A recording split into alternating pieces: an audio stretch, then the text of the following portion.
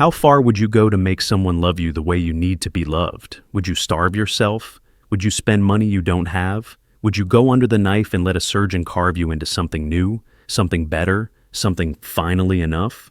Brianna Harris went all the way. 28 years old, beautiful face, successful career, loving heart. None of it mattered because her body wasn't what her husband wanted. Wasn't what he'd been fantasizing about since he was 15. Wasn't the curve he worshipped on strangers' Instagram pages at 2 in the morning while she slept beside him. So, she changed herself. $12,000. Brazilian butt lift. 6 weeks of agonizing recovery. Also, Jordan Harris would finally look at his wife the way he looked at women on his phone. For 6 months, it worked. He was obsessed. The sex was constant, aggressive. Finally, she was enough. Until October 12th, 2024. Until something went catastrophically wrong. What happened that night in their bedroom would end with the police being called and investigators stunned. It would expose the darkness hiding behind Jordan's obsession. It would prove that some men don't want wives. They want fantasies. And when fantasies break, some men break them further. What's the price of being desired? Brianna Harris reshaped her entire body to earn her husband's attention. For 6 months, it worked. He finally wanted her, finally saw her, finally touched her like she mattered. But on October 12th, 2024, something happened that would prove desire isn't love. Obsession isn't devotion. And sometimes the man who claims he just wants you to be confident is actually building a fantasy that will destroy you when it shatters. Welcome to True Crime Ledger. Thanks to all my viewers and subscribers for your support. Stay tuned for daily true crime updates. Don't forget to hit the subscribe button, like and comment. Where are you watching from and what time is it over there? This story needs to go viral. There are many women out there about to alter their body, some in abusive relationships and too scared to let go until it's too late. We can make this video get to them by sharing and hyping this video. September 2020, Atlanta, Georgia, Lenox Square Mall. Brianna Cole was shopping for work clothes when she noticed him staring. Not the casual glance men give attractive women in passing. Not the polite appreciation followed by looking away. This was different. He was standing outside Nordstrom, phone in his hand but eyes fixed on something behind her, tracking movement with an intensity that made her turn around to see what he was watching.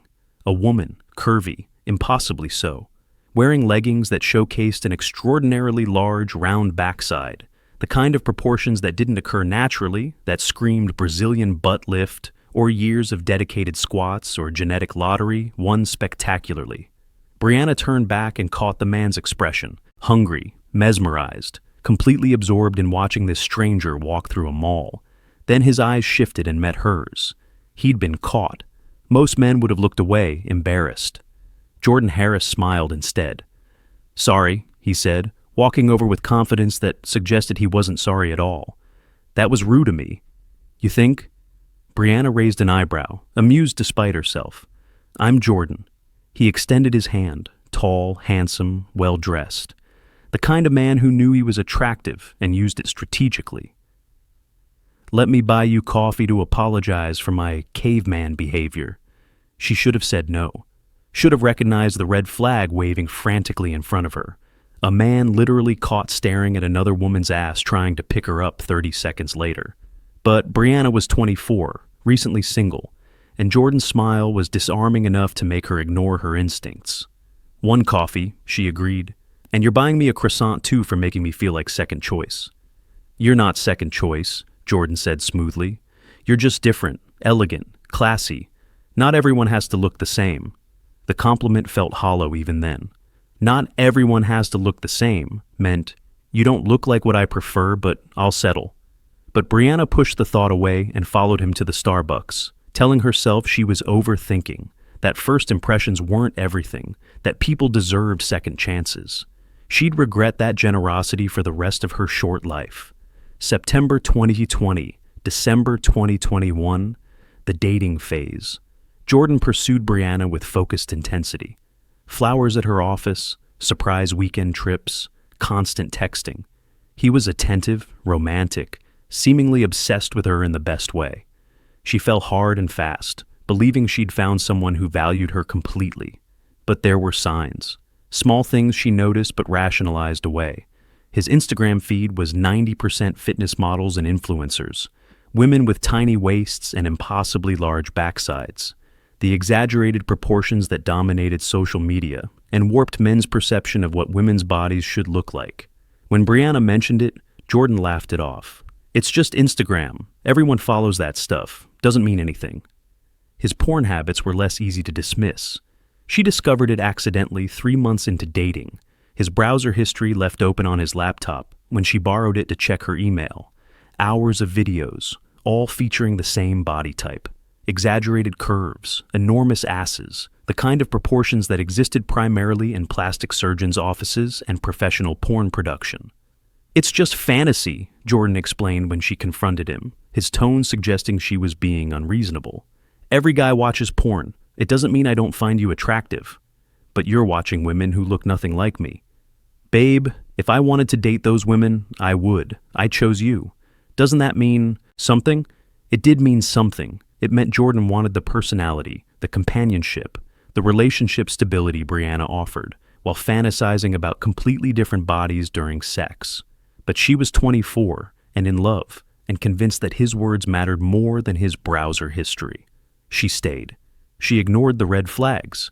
She told herself every man had preferences that didn't perfectly match their partner, that expecting him to only be attracted to her exact body type was unrealistic. She didn't realize she was normalizing obsession, making excuses for a man whose preferences were actually compulsions, whose attraction to exaggerated proportions had become the standard against which he measured all women, including the one he claimed to love. January 2022. The proposal. Jordan proposed on Brianna's 26th birthday. Romantic dinner, rose petals, down on one knee with a ring that cost more than she made in 3 months. She cried, said yes, called her mother screaming with joy, posted photos on social media with captions about finding her soulmate. She didn't notice that in the engagement photos Jordan posted, he'd cropped the images to minimize how her body looked, choosing angles that emphasized her face and de-emphasized her natural slender build. Didn't notice that he never posted full-body photos of her the way he screenshot and shared photos of curvy women to his group chats with his boys. His friends knew what Jordan really wanted, knew his type, knew Brianna wasn't it. "You marrying her?" his best friend asked over drinks after the engagement. "For real?" "She's good for me," Jordan said, which wasn't the same as "I love her" or "she's what I want." Stable, smart, good job, wife material. "But is she your type?" Jordan shrugged, swirling his whiskey. "She can become my type. That's what surgery is for." His friend laughed, thinking it was a joke. It wasn't. Jordan had already researched BBL costs, recovery times, before and after photos. Had already decided that once they were married, once Brianna was legally bound to him, he'd convince her to fix what he saw as her body's fundamental flaw. He didn't want to marry Brianna as she was. He wanted to marry the raw material he could reshape into his fantasy. June 2022. The wedding. Small ceremony in Atlanta. Brianna wore a dress that made her feel beautiful, simple, elegant, emphasizing her natural grace. Jordan smiled throughout the ceremony, said his vows with convincing emotion, kissed her like he meant it. But during the reception, Brianna caught him, just for a second, staring at one of her bridesmaids, a woman with a notably curvy figure, particularly from behind. The same hungry look he'd had that day in the mall 2 years ago. The same obsession poorly hidden behind social convention. She said nothing. It was her wedding day. She'd just promised forever to this man. Calling out his wandering eyes at the reception felt petty, insecure, like she was manufacturing problems. But the sick feeling in her stomach knew the truth. She'd just married a man who wanted someone else's body. She was the personality he chose. The curves he wanted belonged to strangers. June 2022, March 2023, the first year of marriage. Everything declined gradually. Sex became less frequent. Jordan's enthusiasm waned. He was never cruel, never explicitly critical, just increasingly distant, less interested, going through motions. "Is everything okay?" Brianna asked one night after he'd turned her down for sex for the third time that week. Just tired from work, he said, his eyes on his phone, scrolling through Instagram models.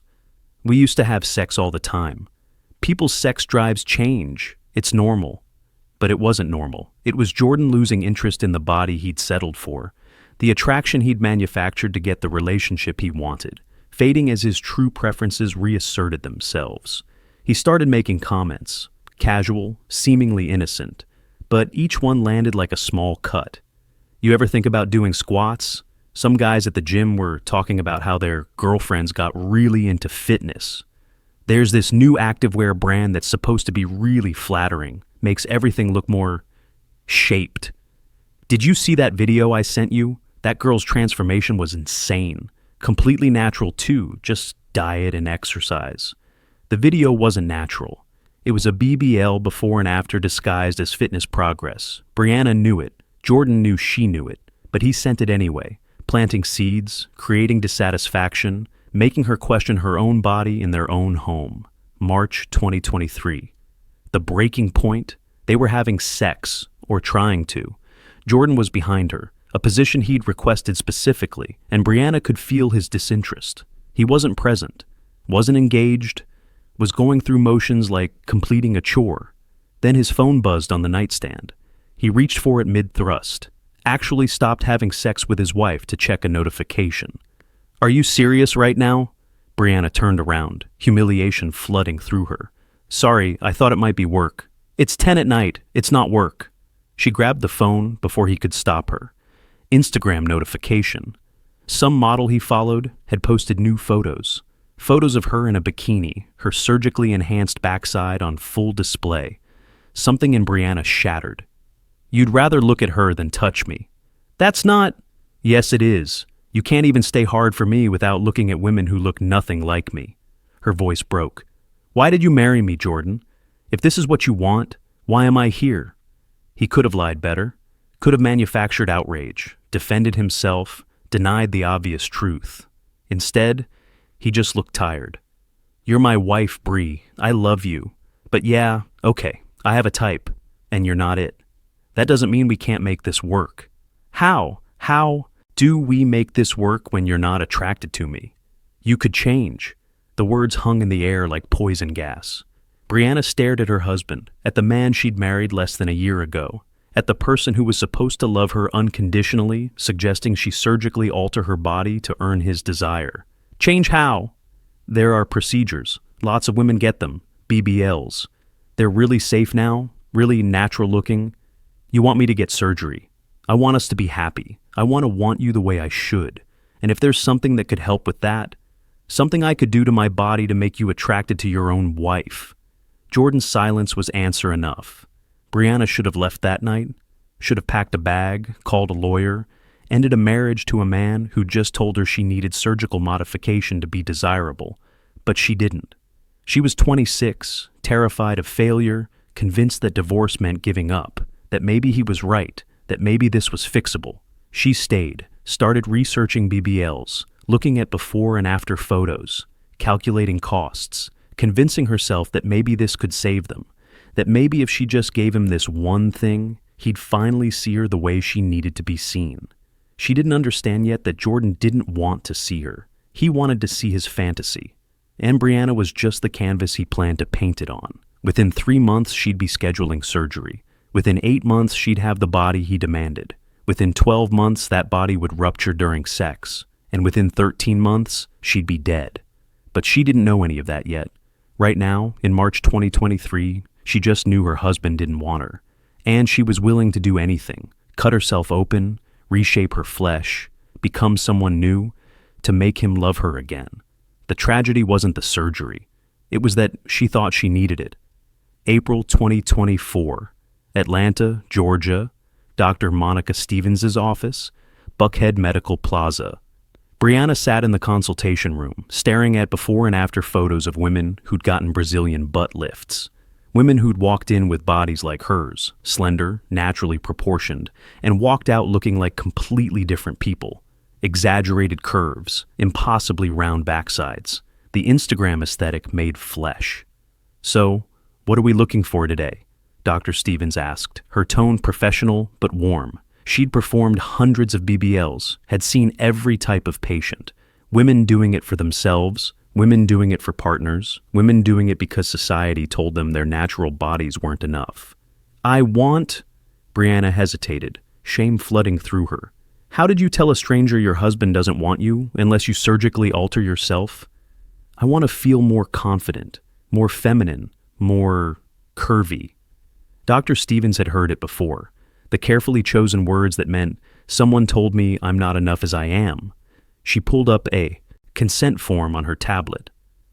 BBLs are serious procedures. We're talking fat grafting, liposuction from your abdomen, flanks, sometimes thighs, then purifying that fat and injecting it into your buttocks. Recovery is 6 to 8 weeks minimum. You can't sit directly on your butt for at least 2 weeks. There are risks, fat embolism, infection, asymmetry, fat reabsorption. But it's safe? Brianna's voice was small. Safer than it used to be, but no surgery is without risk. You could have complications. The fat could shift. Your body could reject the grafts. Dr. Stevens looked at Brianna carefully. Can I ask, are you doing this for you or for someone else? The question landed like a punch. Brianna wanted to lie, wanted to say this was her choice, her desire, her decision. But her eyes filled with tears before she could stop them. My husband, she whispered, he has a preference for bigger, and I'm not, and he's losing interest, and I need to fix this. Dr. Stevens had been a plastic surgeon for 15 years. She'd learned to recognize the difference between empowerment and desperation. This was desperation. Mrs. Harris, I need you to understand something. Surgery won't fix a marriage. It won't make someone love you differently. And if your husband's attraction is conditional on your body looking a certain way, I know how it sounds, but we're good together otherwise. He's good to me. This is just this one thing. If I can just give him this, everything else will be fine. It wouldn't be fine. Dr. Stevens knew that. But she also knew that telling desperate women they were making mistakes didn't stop them. It just sent them to less qualified surgeons, dangerous clinics, people who'd perform procedures in unsafe conditions for cheaper prices. Okay, Dr. Stevens said finally. If you're certain this is what you want, we can schedule you. But I need you to think about it for 2 weeks. Really think. And if you still want to proceed, we'll do this right. Brianna nodded, but she'd already decided. She was getting the surgery. She was saving her marriage. She was becoming what Jordan wanted. She left the office with a folder full of information and a heart full of hope that surgery could fix what love should have never broken. April 2024. 2 weeks later, Jordan came with her to the second consultation, sat beside her while Dr. Stevens went over the procedure details, the risks, the recovery process. He asked questions about results, about how much volume could be added, about before and after comparisons. He never asked if Brianna was scared, never asked if she was sure, never questioned whether she should be doing this at all. How long until we can have sex again? Jordan asked, and Brianna felt something die inside her at the clinical way he said it. Not how long until she's healed, not how long until she's comfortable. Just when could he access the body he'd paid to create? Minimum 6 weeks, Dr. Stevens said. Longer if there are complications. The grafted fat needs time to establish blood supply, to integrate. Too much pressure too soon, and you risk fat necrosis, shifting, rupture. 6 weeks, got it. Jordan squeezed Brianna's hand. We can wait 6 weeks. Dr. Stevens looked at Brianna, silently asking one last time, Are you sure? Brianna squeezed Jordan's hand back and nodded. She was sure. She had to be sure. Uncertainty meant admitting this was wrong, that she was mutilating herself for a man who should love her as she was. Okay then, Dr. Stevens said, pulling up her calendar. Let's schedule you for June 4th. That gives you 6 weeks to prepare mentally and physically. I'll send over pre-op instructions. Any questions? Brianna had 1,000 questions. Will this hurt? Will I regret this? Will he finally love me the way I need? Will this be enough, or will he find something else about me to fix? But she asked none of them, just smiled and said, No questions. Thank you, Dr. Stevens. As they left, Jordan was already talking about how good she was going to look, how excited he was, how this was going to change everything. He talked about her future body the way other men talked about new cars or home renovations, an upgrade, an improvement, an investment in something that would finally meet his standards. Brianna listened and told herself this was love. This was sacrifice. This was what you did to save a marriage. She didn't understand yet that marriages worth saving don't require you to bleed on an operating table. June 4th, 2024. Surgery Day. Brianna woke up at 4:30 a.m., her stomach in knots. No food or water for 12 hours before surgery. Doctor's orders. Jordan drove her to the surgical center, his mood bright, almost giddy. "This is it, babe. After today, everything changes. You're going to be so happy with the results." Brianna wondered when her happiness had become about his satisfaction, when her body had become a project he managed rather than flesh she lived in. At the surgical center, she changed into a gown while Jordan waited in the pre-op area. A nurse came in to start her IV, to go over final consent forms, to make absolutely sure she wanted to proceed. "Any second thoughts?" the nurse asked gently. Brianna looked through the doorway at Jordan, who was scrolling through his phone, probably looking at more photos of the body type he preferred, the body type she was about to have carved into her flesh. "No second thoughts," she lied. Dr. Stevens came in wearing scrubs, her expression professional but kind. "Ready?" "No." "Yes." "Okay. We'll take good care of you. You'll wake up with a new shape, but remember, healing takes time. Swelling, bruising, discomfort are all normal. Follow the post-op instructions exactly. No sitting directly on your buttocks for 2 weeks minimum. No strenuous activity for 6 weeks. No sexual activity for at least 8 weeks to allow proper healing. 8 weeks. Brianna filed that away, knowing Jordan had only heard 6 weeks and would hold her to the shorter timeline. They wheeled her into the operating room. Cold, sterile, bright lights overhead. Dr. Stevens' team moved with practiced efficiency, checking vitals, prepping equipment, marking Brianna's body with surgical pen to indicate where fat would be taken and where it would be placed. "Count backward from 10, the anesthesiologist said, placing a mask over Brianna's face. 10, 9, 8. The world went soft and blurry. 7, 6. The last thing Brianna thought before unconsciousness took her was, "Please let this be enough. Please let him finally want me." Then nothing. Just chemical darkness while strangers cut her open and reshaped her flesh into someone else's fantasy. If you are still watching now, what are the signs of an abusive partner? Let us know in the comment section with "they're controlling." Don't forget to hit the subscribe button. June 4th, 2024, 4 hours later. Recovery room.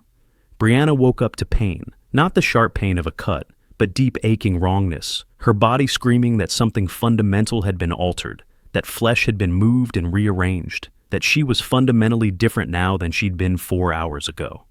"Mrs. Harris, can you hear me?" A recovery nurse leaned over her. "Surgery went well. Dr. Stevens will be in shortly to talk to you about the results." Results. Like she was a science experiment, a renovation project, a work in progress finally completed. Jordan appeared beside her bed, his face bright with excitement. "Babe, you did it! Dr. Stevens showed me photos. You look amazing. This is going to be incredible."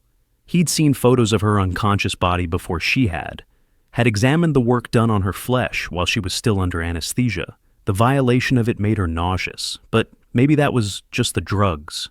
"How do you feel?" Jordan asked, but his eyes were already drifting downward, trying to see beneath the compression garment and bandages, eager to evaluate his investment. "It hurts," Brianna whispered. "That's normal. Dr. Stevens said the pain is temporary, but the results are permanent. Well, mostly permanent. You have to maintain it, not gain or lose too much weight. Take care of yourself. But babe, this is going to change everything for us."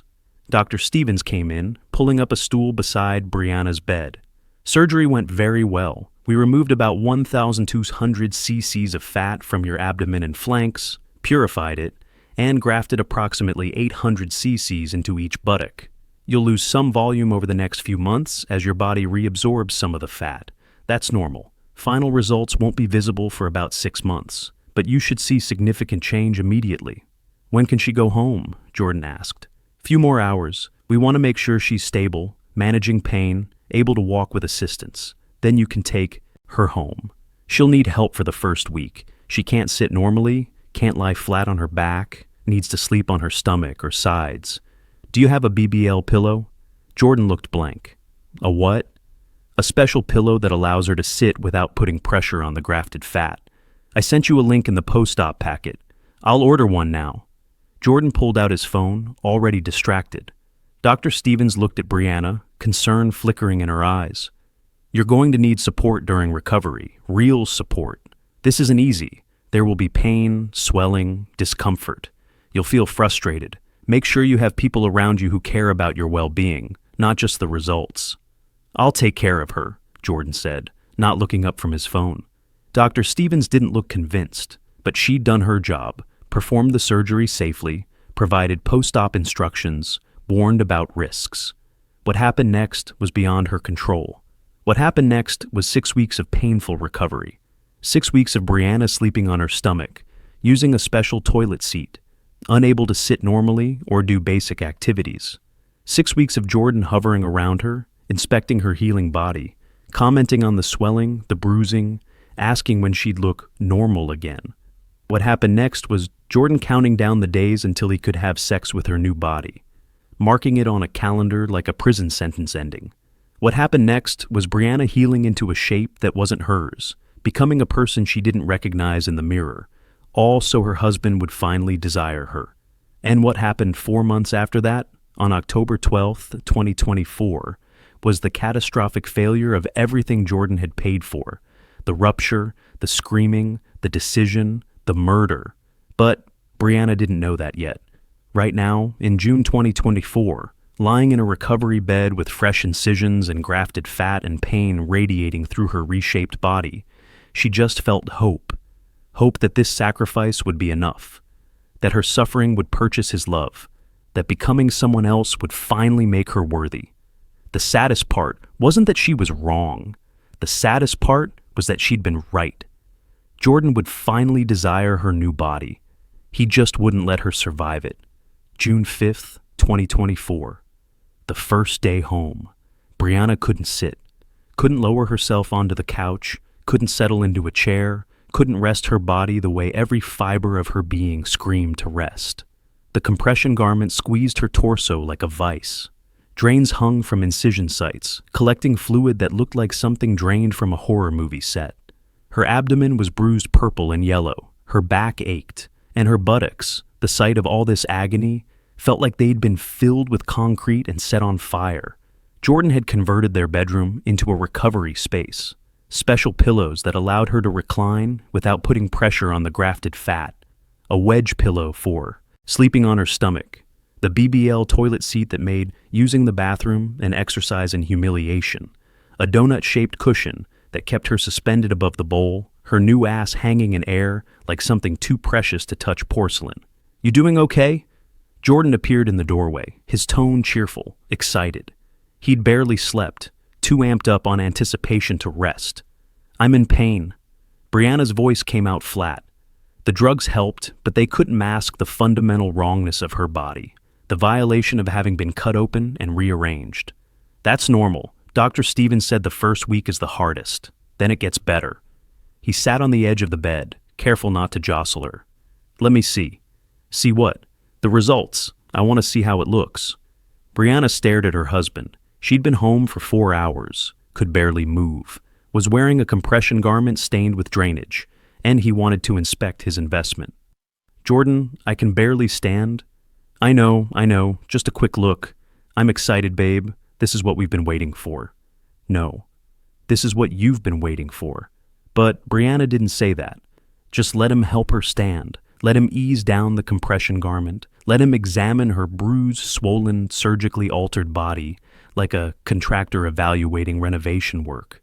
Oh, wow. His voice held pure satisfaction. Bree, this is going to be amazing. I can already see the shape. Once the swelling goes down, once it settles, baby, you're going to be perfect. Perfect, finally. After 28 years of existing in the wrong body, after 2 years of marriage to a man who couldn't hide his disappointment, she was going to be perfect. The achievement felt hollow, but Brianna told herself that was just the pain talking, the drugs, the trauma. Once she healed, once Jordan's desire returned, once sex became enthusiastic again, she'd feel different. She'd understand this suffering had been worth it. She had no idea she had 4 months left to live, that the perfect body her husband worshipped would be the same body that killed her, that his desire would become her death sentence. June 2024, weeks 1 and 2. The recovery was hell. Brianna had researched BBLs obsessively before surgery, had read recovery stories, had prepared mentally. But knowing something intellectually was different from living it physically. The pain was relentless, not just at the surgical sites, but throughout her entire body from the unnatural positions she had to maintain. Sleeping on her stomach gave her neck pain. Standing for too long made her lightheaded. The compression garment made breathing difficult. And Jordan. Jordan hovered, not to comfort her, not to help with basic needs, but to monitor his investment. He took photos of her healing body, for comparison later, that made Brianna feel like livestock being documented. He researched massages to prevent fat necrosis, supplements to promote healing, exercises she could start once cleared by Dr. Stevens. "I'm not trying to rush you," he said one evening, while Brianna struggled to shower without getting her drains wet. "But Dr. Stevens said light walking is good for circulation. Maybe tomorrow we could walk around the block, so you heal faster. So the final results would come sooner. So he could have sex with his newly renovated wife." Every sentence he spoke contained a subtext. "Hurry up and heal so I can use you." Brianna's mother called daily from South Carolina, worried about her daughter's decision to get surgery. "You were beautiful before, baby. You didn't need to do this." "I wanted to, Mama. For me." The lie came easier each time she told it. "Jordan treating you right? Taking care of you?" Brianna looked across the room at her husband, who was scrolling through Instagram photos of other women's BBL results, comparing them to what Brianna's would eventually look like. "Yeah, Mama, he's taking good care of me." Another lie. Jordan was taking care of his future satisfaction, not Brianna's present suffering. July 2024, weeks 3 through 6. The drains came out. The worst of the swelling subsided.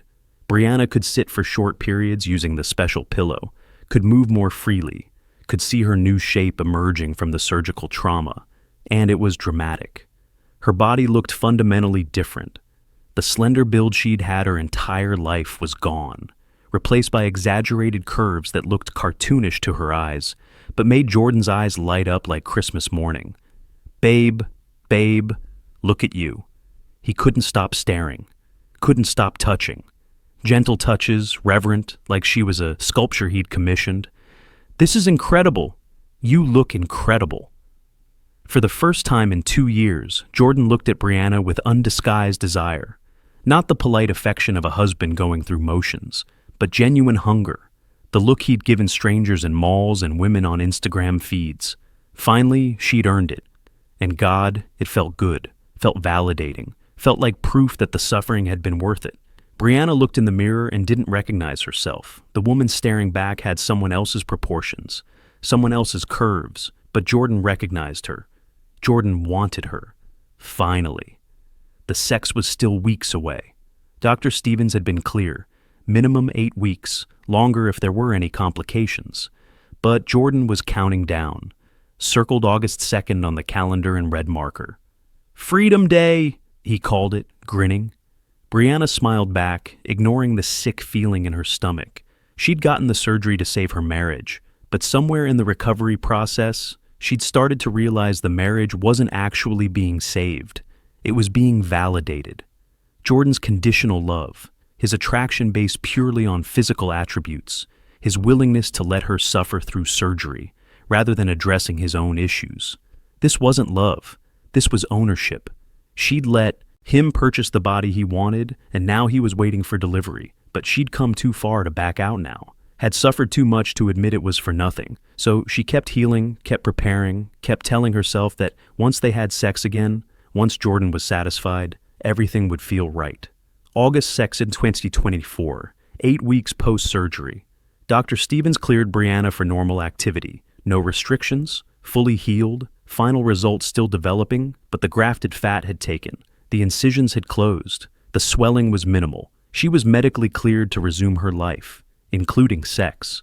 Jordan took her to dinner that night. Expensive restaurant, champagne, the celebration he'd been planning for weeks. "To your new body," he toasted, his eyes already dark with anticipation. "And to us. Finally getting back to normal." This wasn't normal. Normal was a husband who wanted his wife before she surgically altered herself. But Brianna clinked her glass against his and smiled and told herself she was happy. At home, Jordan was gentle at first, reverent, exploring her new shape with hands and mouth, worshiping the curves he'd paid $12,000 to create. And Brianna felt desired, finally, completely desired, in a way she'd been craving for 2 years. The sex was good, better than it had been in over a year. Jordan was present, engaged, enthusiastic in ways he hadn't been since their dating days. He kept saying, "God, you're perfect," and "This is amazing," and "I can't get enough of you." But every compliment referenced her body, not her. Not Brianna, the person with thoughts and dreams and a soul. Just the flesh he'd commissioned, the ass he'd purchased, the fantasy he'd paid a surgeon to make real. Afterward, lying in bed, Jordan traced the curves of her new shape with satisfaction. "See, I told you this would fix everything. Aren't you glad you did it?" Brianna wanted to say no, wanted to scream that she shouldn't have had to cut herself open to earn his desire, that real love didn't require surgical modification, that she'd lost herself in trying to become what he wanted. But she just said, "Yeah, I'm glad." Because what was the alternative? Admit she'd mutilated herself for nothing? Acknowledge that saving their marriage meant destroying herself? So she smiled, let him touch her, pretended this was happiness. August-October 2024, the honeymoon period. For 10 weeks, everything was perfect. Jordan couldn't keep his hands off her. Sex was constant, daily, sometimes multiple times a day, making up for 2 years of disinterest and 2 months of forced abstinence. He took photos of her, showed her off to friends, posted carefully angled shots on social media that showcased her new curves. Brianna was his trophy, his success story, his proof that wives could be modified into fantasies with enough money and surgical intervention. And she let herself believe it was love, let herself think that his obsession with her new body meant he'd finally fallen in love with her completely, that the surgery had saved them. She didn't see the danger building, didn't recognize that Jordan's attraction wasn't to her. It was to the physical attributes that could just as easily exist on any other woman, that he'd become addicted to her new shape the same way he'd been addicted to Instagram models and porn stars, that his desire wasn't sustainable, wasn't healthy, wasn't based on anything real. The sex got rougher, more aggressive. Jordan pushed boundaries, testing how much her new body could withstand, treating her flesh like it was built for his pleasure rather than her personhood. "Careful," Brianna said once when he was being particularly rough. "Dr. Stevens said the fat grafts are stable, but they can still be damaged." "You're fine," Jordan dismissed. "Your body can handle it. That's what you got the surgery for, right? So, we could do this?" No, she'd gotten the surgery so he would love her. But that distinction seemed meaningless now. October 11th, 2024, the night before. They went to bed early. Jordan was already aroused, already planning another aggressive session. Brianna was tired, physically, emotionally, existentially tired of being treated like a sex doll rather than a wife. But she went along because that's what she'd been doing for 2 years. Going along, adapting, sacrificing herself piece by piece to keep him satisfied. "Tomorrow night," Jordan said, pulling her close. "I'm taking you out. Anniversary of when we met. 4 years since I saw you in that mall. 4 years since he'd been caught staring at another woman's ass and decided to settle for Brianna instead. The memory should have been romantic. Instead, it just reminded her of everything she wasn't, until she paid to become it." "Sounds nice," Brianna said. "Wear something that shows off the results. I want everyone to see what you look like now." "Okay." They fell asleep with Jordan's hand possessively on her surgically enhanced backside, claiming ownership of the body he'd purchased, completely unaware that in 24 hours, that body would rupture and he would make the decision to kill her rather than face consequences. Brianna dreamed that night of her old body, her natural shape, the version of herself that Jordan had found insufficient. And in the dream, that version was free, Unmarried, unchanged, whole. She woke up and the dream faded. Just one more day of being the woman Jordan wanted her to be. Just one more day of pretending this was happiness. Tomorrow would be different. Tomorrow, everything would shatter. But she didn't know that yet. Right now, she just knew her husband finally wanted her. That would have to be enough. October 12th, 2024. Saturday evening. Their home in Atlanta. Brianna spent the afternoon preparing for their anniversary dinner. 4 years since they'd met. 2 years since they'd married. 4 months since the surgery that was supposed to fix everything. She wore the dress Jordan had bought her last week. Tight, black, strategically designed to emphasize curves.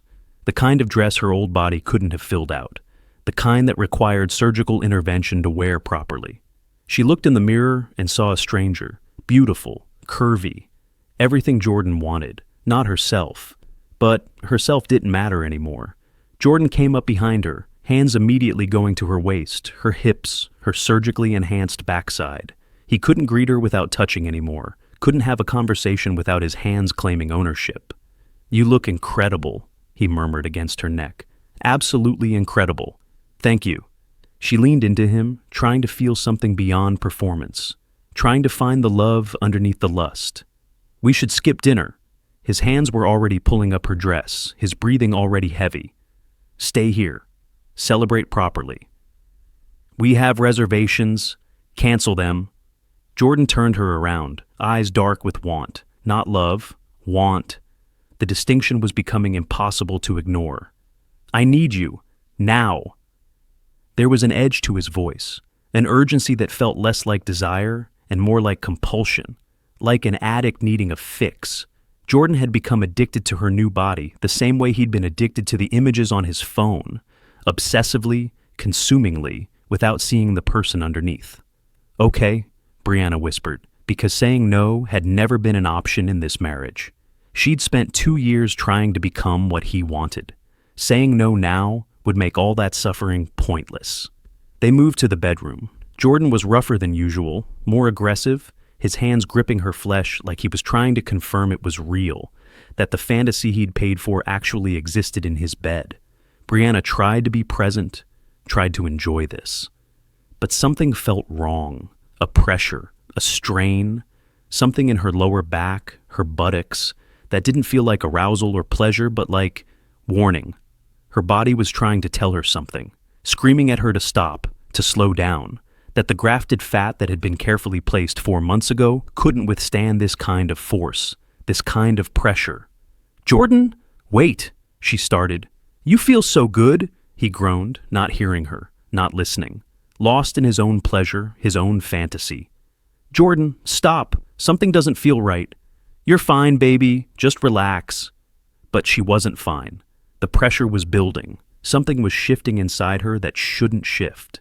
The careful architecture of her surgical results was failing under stress it was never designed to withstand. "Jordan, I'm serious. Something's wrong." And then it happened. A sensation like something tearing inside her body. Not skin, deeper, internal. A rupture she felt in her bones. The pain was instantaneous, blinding, like someone had detonated a bomb inside her pelvis. Brianna screamed. October 12th, 2024, 9:47 p.m. The rupture. Jordan pulled back immediately, his expression shifting from pleasure to confusion to horror as Brianna collapsed onto the bed, screaming, clutching her lower back, her hips, her buttocks, where the grafted fat had just catastrophically failed. "What happened? What's wrong?" Jordan's voice was rising, panic setting in. "Something ruptured. The fat. Oh God, Jordan, something's really wrong." Brianna's words came out between gasps of pain. The agony was unlike anything she'd experienced, even worse than the surgery itself. This was her body rejecting what had been done to it, the foreign fat that had been holding for 4 months suddenly shifting, bursting, hemorrhaging into surrounding tissue. She tried to sit up.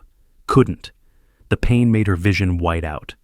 "I need to go to the hospital. Call 911. Jordan, please." But Jordan wasn't moving. He was staring at her, his face pale, calculation happening behind his eyes. split-second decision-making that Brianna was too overwhelmed by pain to recognize as dangerous. Because Jordan was thinking, processing, realizing.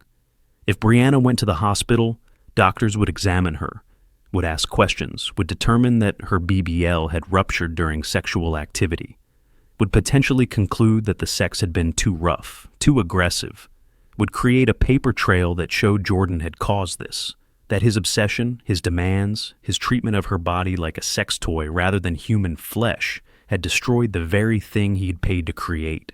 There could be lawsuits, liability. He could be blamed, sued by Brianna, sued by the surgeon for damaging her work. His reputation could be ruined, his career impacted, his entire life complicated by one night of being too rough with his surgically modified wife. Or he could make sure Brianna never made it to the hospital, never told doctors what happened, never blamed him for anything. Dead wives don't file lawsuits. Dead wives don't testify. Dead wives don't complicate your life with consequences. The thought formed in less than 5 seconds. A complete moral calculation that ended with Brianna's death as the preferable outcome to dealing with what he'd done. "Jordan!" Brianna gasped, tears streaming down her face. "Please, it hurts. I need help." He looked at her, really looked at her, and made his decision. "I'm sorry," he said quietly, and his hands moved to her throat. October 12th, 2024, 9:48 p.m. The murder. Brianna didn't understand at first. Jordan's hands on her neck felt like comfort, like he was checking her pulse, like he was trying to help. Then his grip tightened. "Jordan, what?"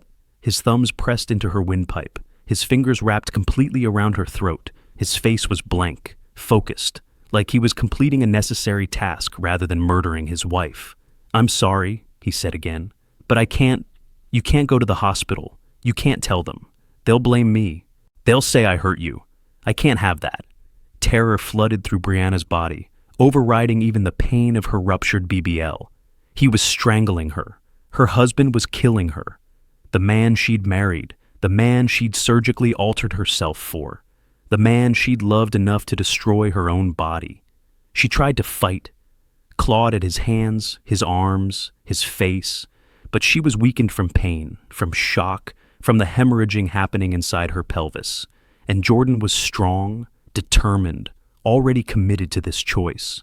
"Please," she choked out, barely able to form words around his crushing grip. "Jordan, don't.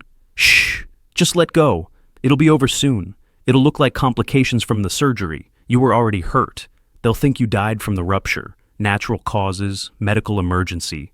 No one will blame me." Brianna's vision was darkening at the edges. Her lungs screamed for air that couldn't get past his hands. She thought about her mother, her friends, the life she'd had before Jordan, the woman she used to be before she let a man's preferences hollow her out and fill the empty spaces with foreign fat and false hope. She'd died the moment she decided to get the surgery. This was just making it official. Her hands fell away from Jordan's arms, too weak to fight anymore, too oxygen-deprived to continue struggling. "That's it," Jordan whispered, his voice almost gentle, almost loving. "Just let go." And Brianna did, not because she chose to, but because her body had no choice left. Her brain starved, her heart slowed, her eyes fixed on the ceiling of the bedroom where she'd slept beside this man for 2 years, where she'd made love to him, where she'd believed his promises that surgery would fix everything. He'd been right. Surgery had fixed everything. Fixed her into a shape he desired, fixed her into a position where she couldn't survive his desire, fixed her into a corpse he could explain away. At 9:51 p.m., Brianna Harris stopped breathing, 28 years old, dead on her bedroom floor, strangled by the husband who'd paid $12,000 to reshape her body into his fantasy. The BBL hadn't killed her, Jordan had, but he'd make sure everyone thought otherwise. October 12th, 2024, 9:52 p.m., the aftermath. Jordan sat back, breathing hard, staring at his wife's lifeless body. Her eyes were still open, fixed, empty. The beautiful face he'd married attached to the body he'd designed, now slack and gone. What had he done? The panic hit him then. Full force. He just murdered his wife, strangled her with his bare hands. There was no coming back from this, no explaining it away.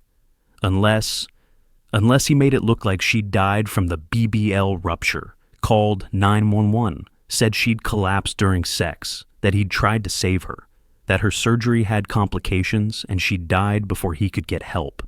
The strangulation marks would be a problem, but if he was careful, if he positioned the story right, Jordan stood up, his mind racing. He needed to think, needed to plan, needed to turn this from murder into tragedy, from his fault into medical misfortune. He grabbed his phone, dialed 911, let it ring once, twice, then hung up. Too soon. He needed time to get his story straight, needed to figure out exactly what to say. He looked at Brianna's body again, the woman he'd married, the woman he'd pressured into surgery, the woman he'd just killed to avoid consequences.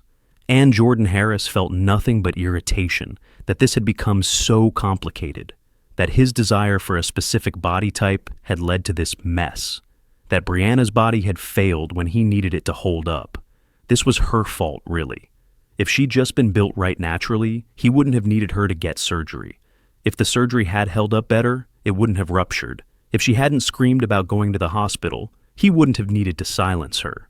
Every rationalization a liar tells himself when truth is too uncomfortable to face. Jordan was a murderer, but in his mind, he was a victim of circumstances. A man who'd made a difficult choice under pressure.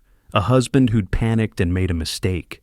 Not a killer, just someone who'd wanted the wrong thing and destroyed the right person to get it. He'd call 911 in a few minutes, after he figured out his story, after he made sure Brianna's death looked like anything other than what it was. Murder disguised as medical emergency. Strangulation disguised as surgical complication. Evil disguised as tragedy. And for a moment, just a moment, Jordan thought he might actually get away with it. He had no idea that forensics would tell a different story. That strangulation leaves marks compression garments can't explain. That timelines would reveal inconsistencies. That his performance as grieving husband would crack under investigation. He thought he was smart enough to cover this up. He wasn't. He was just a man who'd killed his wife and convinced himself it was justified. In 12 hours, police would start questioning his story. In 3 days, they'd arrest him. In 8 months, he'd be convicted of second-degree murder. But right now, at 9:52 p.m. on October 12th, 2024, Jordan Harris stood over his wife's body and genuinely believed he'd solved his problem. He hadn't. He'd just created a worse one. And Brianna had paid for it with her life. When does love become murder? Brianna Harris spent 2 years trying to earn her husband's desire. She starved herself, researched surgeons, went under the knife, endured 8 weeks of agonizing recovery, all so Jordan would finally look at her the way she needed to be seen. And it worked. For 4 months, he worshipped the body he'd paid to create. But when that body failed under the pressure of his obsession, when the grafted fat ruptured during intimacy, he had a choice: call for help and risk being blamed, or silence her forever and claim innocence. He chose her death over his accountability.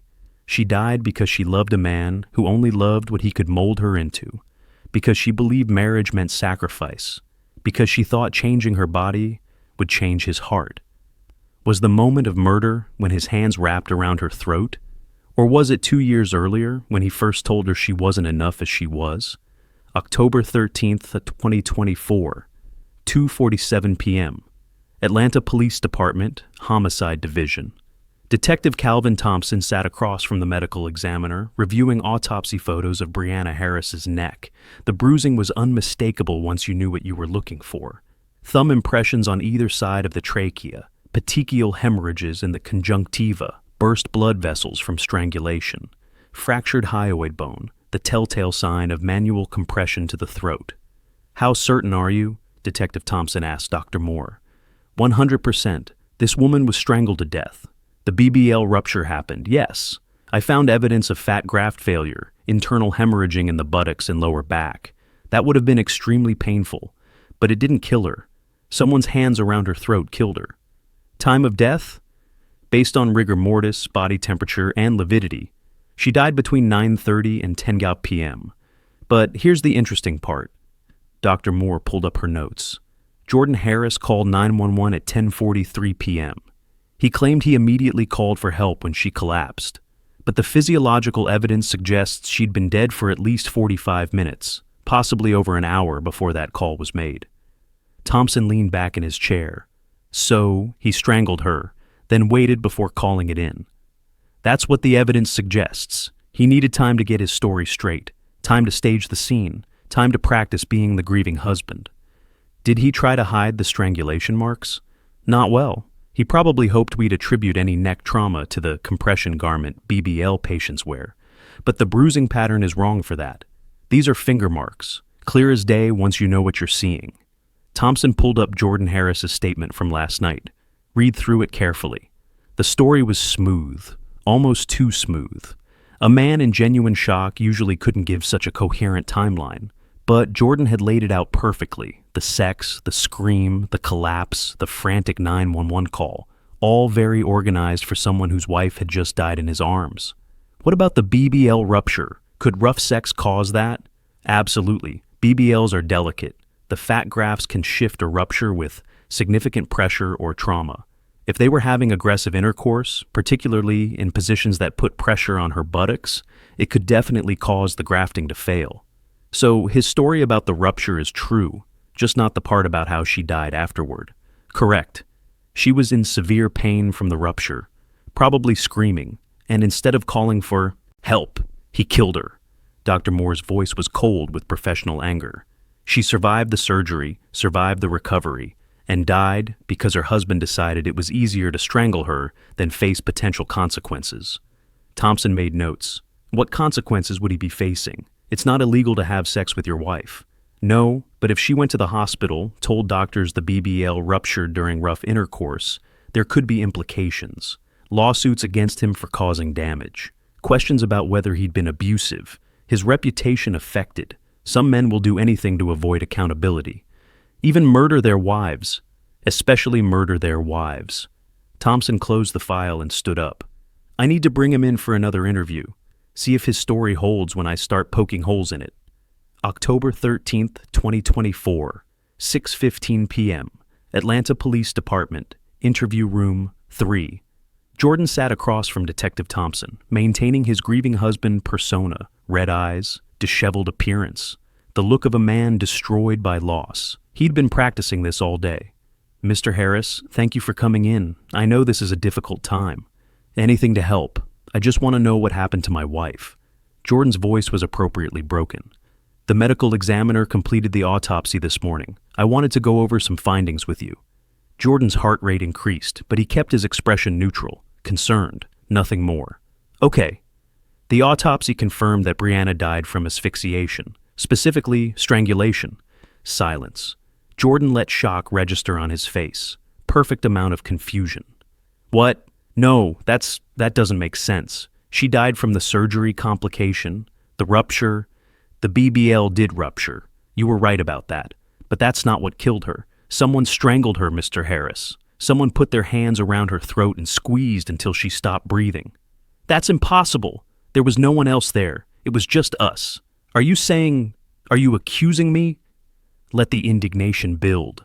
The outrage of a wrongly accused man. I'm not accusing anyone yet. I'm trying to understand what happened. You said she collapsed suddenly, that you immediately called 911. Yes, that's exactly what happened. What time did she collapse? I don't know exactly. Maybe 10:30, 10:35. I wasn't checking the clock. I was trying to save my wife. Good detail. The confusion of a traumatic moment. And you called 911 at 10:43 p.m. Yes, as soon as I realized she wasn't breathing. Detective Thompson pulled out the autopsy report. Here's the problem, Mr. Harris. The medical examiner estimates Brianna died between 9:30 and 10 p.m., over an hour before you called for help. Can you explain that discrepancy? Jordan's mind raced. He'd miscalculated, hadn't realized they could determine time of death that precisely. I don't understand. Maybe your examiner is wrong. Maybe Dr. Moore is one of the best forensic pathologists in Georgia. She's testified in over 300 homicide cases. Her time of death estimates are rarely off by more than 15 minutes. Thompson leaned forward. So I'm going to ask you again. What were you doing for that hour between when Brianna died and when you called 911? I wasn't She didn't die at 9:30. She was alive when I called. I was doing CPR. Were you? Because the 911 operator has you on record starting CPR at 10:45 p.m. after she walked you through it. But if Brianna had already been dead for over an hour, that CPR wasn't trying to save her. It was performing for the paramedics who were about to arrive. Jordan felt the walls closing in, but he couldn't break. Couldn't admit anything. You're wrong. Your examiner is wrong. I love my wife. I would never hurt her. Did you love her? Or did you love what you paid $12,000 to turn her into? The question hit like a slap. What does that mean? It means you pressured your wife to get cosmetic surgery. You paid for it. You were obsessed with her new body. And when that body failed during sex you were having too rough, sex that ruptured her surgical results, you panicked. You realized she could blame you, could sue you, could tell doctors you'd been too aggressive, so you made a decision. You killed her to protect yourself. That's insane, is it? Because the evidence tells a pretty clear story, Mr. Harris. BBL ruptures during intercourse. Brianna is in excruciating pain, screaming. You realize you're going to be blamed for this, so you strangle her. Then you wait. You think about your options. You rehearse your story. And an hour later, you call 911 and play the devastated husband. You can't prove any of that. Actually, I can. You have bruises on your hands consistent with gripping something, or someone, forcefully. Brianna has finger-shaped bruises on her throat that match your hand size. The timeline doesn't match your story. And you know what else? Thompson pulled out another report. We pulled your phone records. You didn't just call 911 at 10:43 p.m. You called at 9:53 p.m. and hung up after 2 seconds. Why would you do that unless you were testing whether you were ready to commit to your lie? Jordan's face went pale. He'd forgotten about that call. That moment of panic where he dialed and hung up because he wasn't ready yet. I want a lawyer. That's your right. But before you lawyer up, I want you to know something. We've seen this before. Husbands who kill their wives and think they're smart enough to cover it up. They never are. The evidence always tells the truth. And the truth is, you murdered Brianna Harris because you were too much of a coward to accept responsibility for what you did to her body. I want a lawyer, Jordan repeated, his voice shaking now. The mask was cracking. Fine. We'll talk again after you've consulted with your attorney. But Jordan, Thompson stood up. Your wife spent 2 years trying to be enough for you, got surgery to make you happy, endured pain to earn your desire, and you killed her for it. I hope that body you were so obsessed with was worth spending the rest of your life in prison. October 14th, 2024. Jordan Harris was arrested at 7:42 a.m. at his home and charged with second-degree murder. He posted bail that afternoon, $500,000, posted by his parents who mortgaged their house to free their son. The story hit local news by evening. Atlanta man arrested in wife's BBL death. The details trickled out. The surgery, the rupture, the strangulation. Social media erupted. Some people sided with Jordan.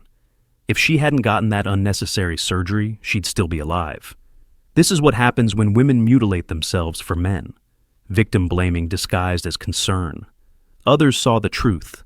He pressured her to get surgery, then killed her when it failed. He's a monster. She died trying to be enough for a man who was never going to be satisfied. Brianna's mother flew to Atlanta and identified her daughter's body at the morgue, saw the bruises on her baby's throat, heard how she'd died, and collapsed in grief so profound the medical examiner had to call for assistance. Mrs. Cole gave one statement to the press. My daughter was beautiful, perfect as she was. She didn't need surgery. She needed a husband who loved her. Instead, she got a monster who killed her. Jordan's lawyer issued a statement claiming innocence. Mr. Harris loved his wife deeply. This was a tragic accident, not a murder. The state's case is based on speculation and circumstantial evidence. We look forward to proving his innocence in court. But the evidence wasn't circumstantial. It was damning. And everyone except Jordan's lawyer knew it. October 16th, 2024. Brianna's funeral, small church in South Carolina. Closed casket. The strangulation had left the marks her family didn't want people to see. The service was packed with people who'd known Brianna before Jordan. before the surgery, before she'd lost herself, trying to please a man incapable of being pleased. Her college roommate gave a eulogy. Brianna was kind, generous. She saw the best in everyone, even people who didn't deserve it. She loved so completely that she lost herself in trying to make someone else happy. And it killed her. Jordan wasn't at the funeral. The judge had prohibited contact with Brianna's family as a condition of bail. But even if he could have attended, he wouldn't have. Couldn't maintain the grieving husband act in front of people who knew the truth. Instead, he sat in his Atlanta home, scrolling through Instagram, looking at the same body types that had started this whole nightmare, still obsessed, still fixated, still unable to recognize that his desires had destroyed a woman who'd loved him enough to die trying to fulfill them. Brianna Harris was buried in South Carolina soil, 28 years old, dead because she'd believed marriage meant sacrifice, because she'd thought love required transformation, because she'd trusted a man who saw her body as raw material to be molded rather than a person to be cherished.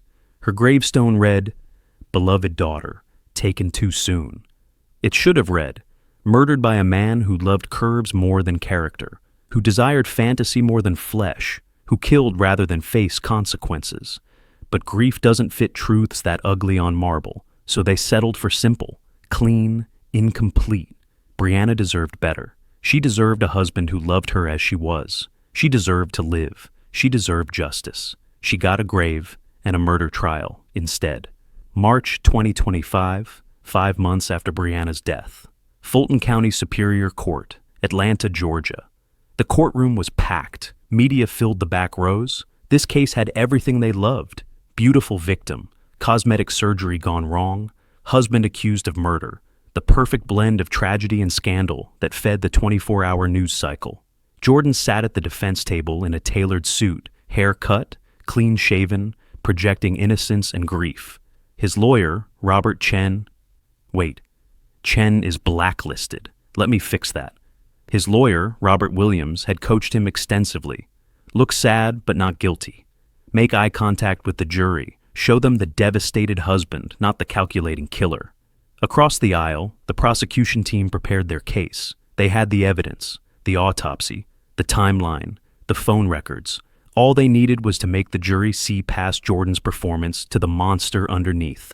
Brianna's mother sat in the front row behind the prosecution, a photo of her daughter clutched in her hands. Pre-surgery Brianna, natural, beautiful. The daughter she'd raised before Jordan Harris convinced her she needed to be remade. March 17th, 2025. Opening statements. The prosecutor, Assistant District Attorney Simone is also blacklisted, trying again. The prosecutor, Assistant District Attorney Lauren Mitchell, stood before the jury. 12 people, 7 women, 5 men, who would decide if Jordan Harris was a murderer or a grieving husband. Brianna Harris didn't die from cosmetic surgery complications, Mitchell began, her voice clear and strong. She died because her husband strangled her, put his hands around her throat and squeezed until she stopped breathing, until her brain was starved of oxygen, until her heart stopped beating. And then he waited. For over an hour he waited while her body went cold, while her eyes fixed in death, while he rehearsed the lies he'd tell to cover up what he'd done. She walked closer to the jury box, made eye contact with each juror. The defense will tell you this was a tragic accident, that Brianna died from surgical complications and the state is manufacturing a murder case. But the evidence tells a different story, a story of obsession, of control, of a man who pressured his wife to surgically alter her body to satisfy his desires. And when that body failed, when it couldn't withstand the rough sex he demanded, he killed her rather than face accountability. Mitchell pointed to the enlarged autopsy photos on display. Look at these marks, fingerprint bruises on her throat, petechial hemorrhages in her eyes, fractured hyoid bone. These injuries don't come from BBL complications. They come from strangulation, from someone's hands crushing her windpipe until she couldn't breathe. She paused. Let the images sink in. Jordan Harris will sit in that chair and look at you with sad eyes. He'll tell you he loved his wife, that he's devastated by her loss. But love doesn't strangle. Love doesn't wait an hour before calling for help. Love doesn't leave finger-shaped bruises on your spouse's throat. What Jordan Harris felt for Brianna wasn't love, it was ownership. And when his property broke, he destroyed it rather than face the consequences. Defense attorney Williams stood for his opening statement. His strategy was simple: create reasonable doubt, suggest alternative explanations, make the jury question whether the state had proven murder beyond that standard. "My client is innocent," Williams said firmly. Jordan Harris loved Brianna, supported her decision to get cosmetic surgery, helped her through recovery. And on October 12, 2024, he watched helplessly as the woman he loved died from complications related to that surgery. Williams walked toward the jury, his expression sincere. Yes, there are marks on Brianna's neck, but BBL patients wear tight compression garments for months after surgery. These garments can leave marks, can cause bruising. The medical examiner will tell you the marks are from strangulation. But how can she be certain? How can anyone distinguish between compression garment marks and strangulation marks with absolute certainty? He pulled up a timeline. The state says Jordan waited over an hour to call 911. But trauma distorts time. Anyone who's experienced a medical emergency knows that seconds feel like minutes. Minutes feel like hours.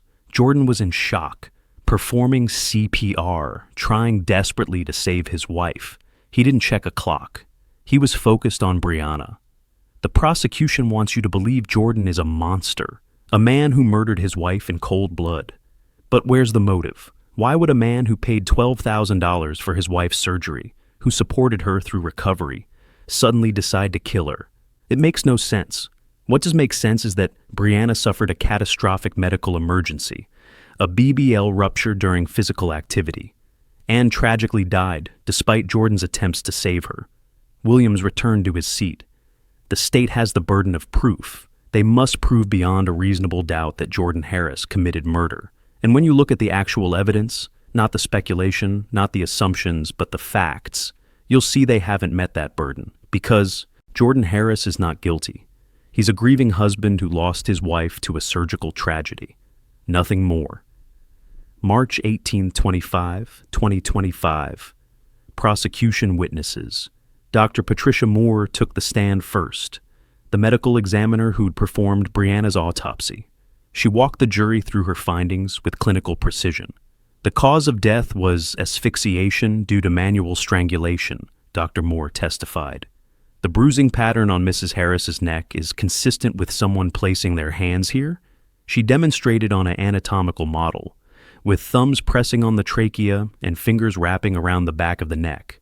The pressure required to fracture the hyoid bone is significant. It requires sustained force over several minutes. Several minutes? Mitchell asked. Not seconds? No. Strangulation death takes time, usually 3 to 5 minutes of sustained pressure. This wasn't a quick grab. This was deliberate, prolonged compression. Could these injuries have come from a compression garment? Absolutely not. Compression garments apply even distributed pressure. These bruises are from fingers. You can see the individual fingerprint patterns. And the hyoid fracture is diagnostic of manual strangulation. Compression garments don't fracture bones. The defense tried to shake her testimony on cross-examination, but Dr. Moore was unshakable. She'd performed over 500 autopsies. She knew strangulation when she saw it. Detective Calvin Thompson testified next. Walked the jury through the investigation, the 911 call, Jordan's statement, the inconsistencies that had immediately raised the red flags. Mr. Harris told us he immediately called for help when his wife collapsed, Thompson explained. But phone records show he dialed 911 at 9:53 p.m. and hung up after 2 seconds, then didn't call back until 10:43 p.m., 50 minutes later. When I asked him about this, he couldn't explain it. What significance did that have for you? Mitchell asked. It suggested he was testing whether he was ready to make the call, that he needed time to prepare. People in genuine emergencies don't dial and hang up. They stay on the line. They're frantic. But Mr. Harris was calm enough to disconnect and wait almost an hour before calling back. Did his behavior at the scene seem consistent with someone who'd just lost a spouse? Not in my experience. He was composed. His story was too detailed, too organized. People in real shock are confused, fragmented. Mr. Harris had a complete narrative ready within an hour of our arrival. The defense attacked Thompson's credibility, suggested he'd gone into the investigation assuming guilt, that he'd ignored evidence that didn't fit his theory. But the detective held firm. The evidence spoke for itself. Dr. Monica Stevens, the surgeon who'd performed Brianna's BBL, testified about the risks and recovery process. I explained to Brianna that BBLs are serious procedures with potential complications, Dr. Stevens said, her voice heavy with regret. I also specifically told both her and Mr. Harris that sexual activity should be avoided for a minimum of 8 weeks, longer if possible, to allow the grafts to fully stabilize. Did you get the sense that Brianna wanted this surgery for herself or for someone else? Williams objected. Speculation. Overruled. The witness can answer based on her observations during the consultation. Dr. Stevens looked directly at Jordan. Brianna was doing this for her husband. She told me he preferred a different body type, that their marriage was suffering because she didn't meet his preferences. I tried to counsel her that surgery wouldn't fix a relationship, but she was determined. In your professional opinion, could rough sexual activity cause a BBL to rupture? Absolutely. The grafted fat needs months to establish blood supply. Significant pressure or trauma to the area can cause the grafts to shift or rupture. If they were having aggressive intercourse, especially in positions that put direct pressure on her buttocks, it could definitely cause catastrophic failure. And if that happened, what would the patient experience? Extreme pain, immediate and severe. They'd know something was very wrong. Mitchell let that sink in. Brianna had been in excruciating pain, screaming, and instead of helping her, Jordan had killed her. March 26 to 28, 2025. Defense witnesses. Jordan's lawyer called character witnesses, friends who said Jordan had been a devoted husband, colleagues who described him as professional and kind. His parents testified that their son was incapable of murder, that he'd loved Brianna deeply. None of it addressed the physical evidence. The strangulation marks, the timeline, the fractured hyoid bone. They were trying to make the jury like Jordan enough to ignore the facts. Then Williams made his biggest mistake. He put Jordan on the stand. March 29, 2025. Jordan Harris's testimony. Jordan looked directly at the jury as he was sworn in. This was his moment, his chance to sell the grieving husband narrative to the people who would decide his fate. Mr. Harris, did you kill your wife? Williams asked. No, absolutely not. I loved Brianna. I would never hurt her. His voice broke perfectly on cue. Tell the jury what happened on October 12th. Jordan took a deep breath, launched into his rehearsed story. Brianna and I were celebrating our anniversary. We were intimate and everything seemed normal. Then suddenly she screamed, said something was wrong, that she was in terrible pain. I didn't know what to do. I tried to help her, but she collapsed. I panicked. I knew I should call 911, but I was in shock. I tried to do CPR. I thought I could save her myself. By the time I realized I couldn't, by the time I called for help, it was too late. Why did you dial 911 and hang up at 9:53 p.m.? I don't remember doing that. I was in shock. My memory of that time is fragmented. I just remember being terrified and trying to save my wife. Williams nodded sympathetically. Did you put your hands on Brianna's throat? Not to hurt her, never to hurt her. Maybe I touched her throat checking for a pulse. Maybe during CPR. But I never strangled her. I could never do that to the woman I loved. Then came cross-examination, and Prosecutor Mitchell was ready. Mr. Harris, you testified that you loved your wife. Is that correct? Yes. Did you love her before the surgery? Jordan hesitated. Of course. Then why did you pressure her to get cosmetic surgery? I didn't pressure her. It was her choice. Mitchell pulled up text messages recovered from Brianna's phone, messages Jordan had sent during their marriage. Your body isn't what I need. Other women look better than you. Maybe you should consider surgery. Those are your words, Mr. Harris. Does that sound like a man who loved his wife as she was? I was trying to be honest about my preferences. Your preferences or your demands? Mitchell's voice was sharp now. You told your wife her natural body wasn't good enough. You paid for her to be surgically altered. You treated her like a renovation project, not a human being. That's not... And when that renovation failed, when the body you paid for ruptured during the rough sex you demanded, you killed her rather than accept responsibility. No. Where were you between 9:51 p.m., when Brianna died, and 10:43 p.m., when you finally called 911. I was trying to save her. For 52 minutes, it takes 12 minutes to drive to the nearest hospital. Why didn't you put her in the car and drive? Why didn't you call immediately?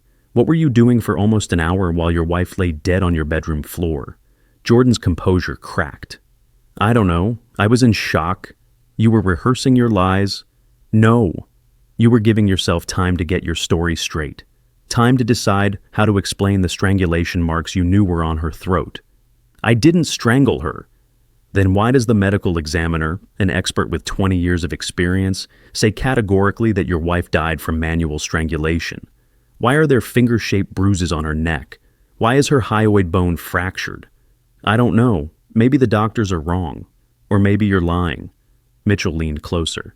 You killed Brianna Harris because you were too much of a coward to call for help and risk being blamed for her injuries. You'd rather have a dead wife than an angry one who could testify about what you did. That's not true. But the jury's faces told a different story. They'd seen through him, seen the narcissism, the control, the complete lack of genuine remorse. Jordan Harris had just convicted himself. April 2nd, 2025. Closing arguments. Prosecutor Lauren Mitchell stood before the jury one final time. This was it. The moment that would determine whether Jordan Harris spent life in prison or walked free, whether Brianna's death would be classified as murder or medical misfortune. Ladies and gentlemen of the jury, this case is not complicated. It's tragic, it's heartbreaking, but it's not complicated. Mitchell walked to the evidence board displaying Brianna's autopsy photos, the bruises, the fractured bone, the eyes frozen in death.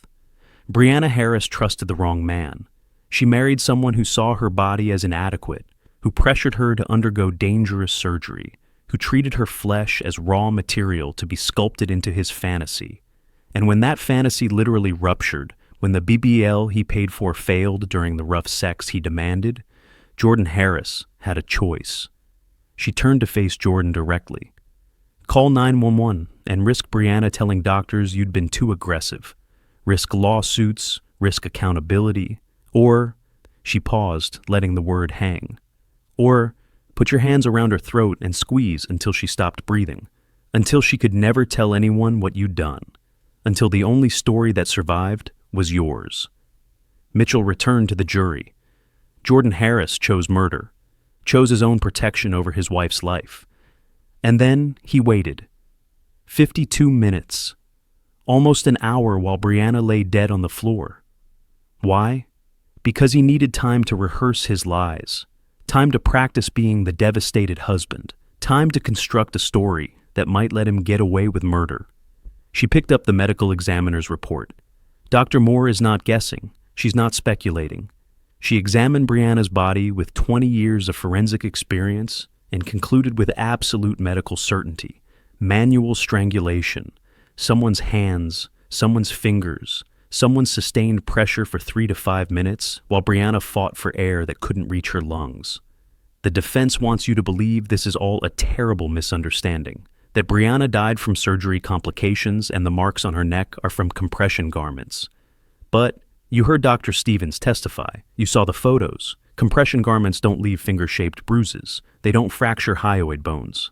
They don't cause the specific pattern of injuries we see on Brianna's throat. Mitchell's voice dropped, became quiet, intimate. Brianna Harris spent the last 2 years of her life trying to be enough for a man who would never be satisfied. She endured surgery, endured pain, endured the psychological trauma of being told her natural body was insufficient. And when that surgically altered body failed, Jordan Harris ended her life rather than face consequences. Don't let him get away with it. Don't let Brianna's death be written off as medical misfortune when it was murder. When you deliberate, remember those 52 minutes. Remember the finger-shaped bruises. Remember that Jordan Harris chose himself over the woman who'd sacrificed everything to please him. Find him guilty. Give Brianna the justice she deserves. Defense attorney Robert Williams stood for his closing. His job was nearly impossible. The evidence was overwhelming, but he had to try. The prosecution has told you a compelling story, a story about an evil husband who murdered his wife. But that's all it is. A story, not facts, not evidence. A narrative constructed to make you feel rather than think. Williams gestured to Jordan. Look at my client. Does he look like a cold-blooded killer? This is a man destroyed by grief, a man who lost his wife to a tragic medical emergency and is now being prosecuted because the state needs someone to blame.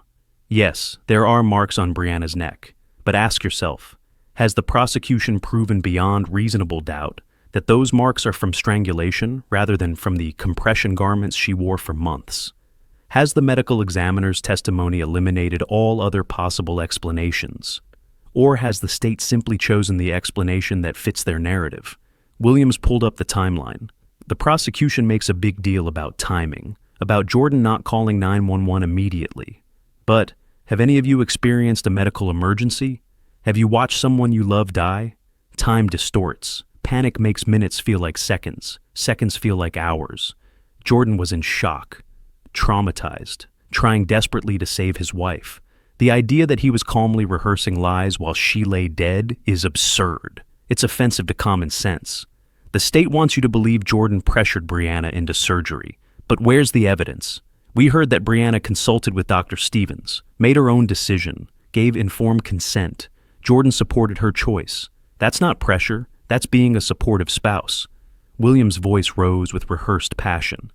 This prosecution is built on speculation and circumstantial evidence. The state hasn't proven murder. They've told you a story that feels true because it's emotionally compelling. But feelings aren't evidence. Suspicion isn't proof. And the burden of proof in this country is beyond reasonable doubt.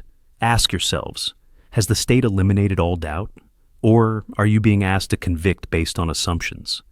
My client is innocent. Find him not guilty. Let him grieve his wife in peace instead of spending his life in prison for a crime he didn't commit. It was a good effort, but everyone in the courtroom knew it wasn't enough. April 2nd in 2025, 3:47 p.m., jury deliberation. The 12 jurors filed into the deliberation room, carrying the weight of Brianna's life and death. For 6 hours, they reviewed evidence, examined photos, discussed timelines, argued about reasonable doubt. 3 jurors initially leaned toward acquittal, not because they thought Jordan was innocent, but because the legal standard, beyond reasonable doubt, felt impossibly high. Could they be absolutely certain? The other 9 pointed to the medical evidence, the strangulation marks, the fractured bone, the 52-minute gap, the phone records, the testimony of an expert medical examiner with 2 decades of experience. By hour 4, the 3 holdouts had shifted. The evidence was too overwhelming, Jordan's testimony too rehearsed, his story too convenient. By hour 6, they had a verdict, unanimous. April 6, 2025, 10:23 p.m. The verdict. The courtroom was silent as the jury foreman stood. Jordan's hands gripped the defense table. His parents held each other in the gallery. Brianna's mother clutched her daughter's photo and prayed for justice. On the charge of murder in the 2nd degree, how do you find the defendant? Guilty. Jordan's face went white. His mother screamed. His father collapsed into his seat. The courtroom erupted, reporters rushing for phones, spectators reacting, bailiffs calling for order. Brianna's mother sobbed, not happy tears, not relief, just the continued grief of a woman whose daughter would never come back regardless of the verdict. Justice didn't resurrect the dead. It just confirmed that the living would pay. Jordan sat frozen, unable to process that his lies hadn't worked, that the jury had seen through his performance, that he would spend decades in prison for 3 to 5 minutes of squeezing his wife's throat. The judge called for order, set sentencing for 2 weeks later, remanded Jordan to custody immediately. No more bail, no more freedom. He was a convicted murderer now. As bailiffs handcuffed him, Jordan looked back at his parents. "I didn't do it," he mouthed, still lying, still performing, still unable to admit that his obsession had become murder, that his desires had destroyed a woman who'd loved him enough to cut herself open, trying to earn his approval. Brianna's mother watched him being led away and felt nothing. No satisfaction, no closure, just emptiness where her daughter used to be. April 16th, 2025. Sentencing. Judge Sarah Morrison had presided over hundreds of criminal cases, murders, rapes, assaults. But something about this one haunted her. The calculated nature of Jordan's crime, the way he'd killed a woman who'd sacrificed everything for him. Mr. Harris, you have been found guilty by a jury of your peers of murdering your wife, Brianna Harris. Before I impose sentence, does the victim's family wish to make a statement? Brianna's mother stood, walked to the microphone, looked directly at the man who'd killed her daughter. You took everything from me, Mrs. Cole said, her voice breaking. My only child, my baby girl. She was beautiful, perfect. She didn't need surgery. She needed a husband who loved her. Instead, she got you. Tears streamed down her face. You convinced her she wasn't enough. You made her feel like her body was wrong. You paid to have her cut open and reshaped into your fantasy. And when that fantasy broke, you killed her. You took my daughter's last moments, moments where she should have been fighting to survive, and you used them to murder her. She wiped her eyes. I hope you spend every day in prison thinking about what you did, about how Brianna looked at you with trust while you strangled her, about how she died believing you'd loved her once, about how wrong she was. Mrs. Cole returned to her seat. The courtroom was silent. Judge Morrison looked at Jordan. Mr. Harris, this court finds your crime particularly heinous. You exploited your wife's insecurity. You pressured her into dangerous surgery. You treated her body as property to be modified for your pleasure. And when that body failed, you murdered her to avoid accountability. The law provides a range of sentences for second-degree murder. Given the circumstances, the vulnerability of the victim, the calculated nature of your crime, the complete lack of remorse you've shown, this court sentences you to life in prison with the possibility of parole after 30 years. Jordan's face crumbled. 30 years minimum. He'd be 62 before he could even apply for parole. His entire life destroyed. No, Brianna's life was destroyed. Jordan's life was just interrupted. There was a difference. You will be remanded to the custody of the Georgia Department of Corrections immediately. This court is adjourned. The gavel fell. Jordan Harris, convicted murderer, was led away in chains. Present day, October 2025, 1 year after Brianna's death.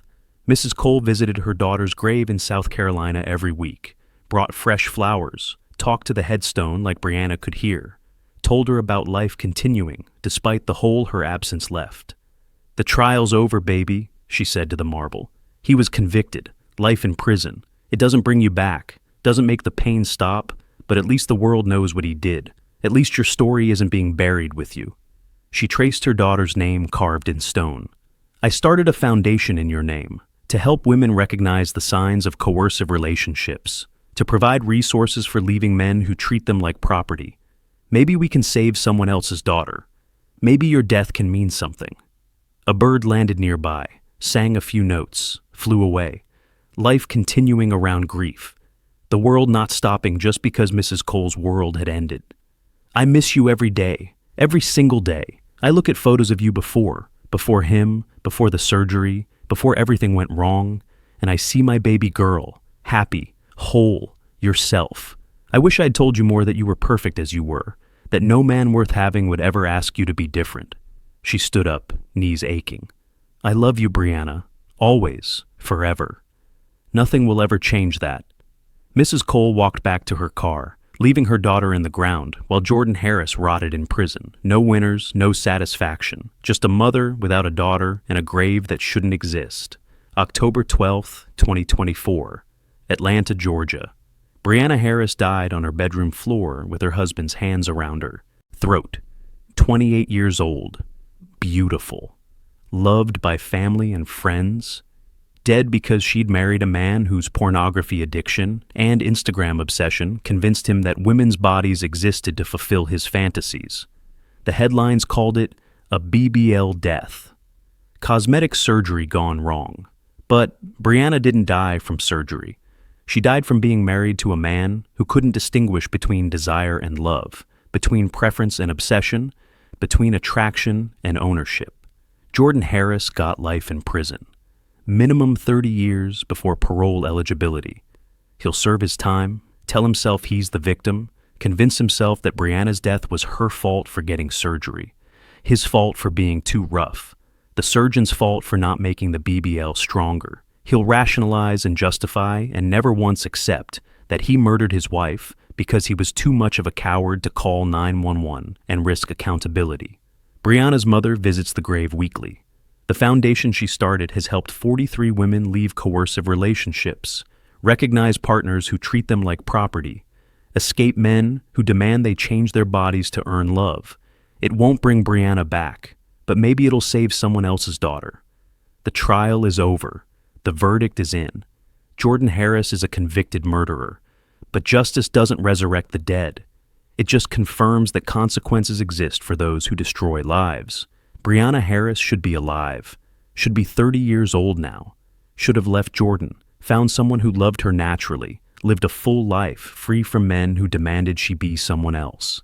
Instead, she's in the ground, a cautionary tale, a statistic, a reminder that some men love the idea of women more than actual women, that obsession masquerading as preference can kill, that marriage to the wrong person is sometimes a death sentence served slowly. She deserved better. She deserved love that didn't require surgical alteration. She deserved a husband who saw her soul before her ass. She deserved to live. She got a grave and a murder trial instead. And Jordan Harris got exactly what he earned. Decades in prison to think about the 3 to 5 minutes he spent ending a life that had reorganized itself entirely around pleasing him. Some obsessions destroy, some desires kill, some men should never marry at all. Jordan Harris was one of them, and Brianna Harris paid for his sickness with her life.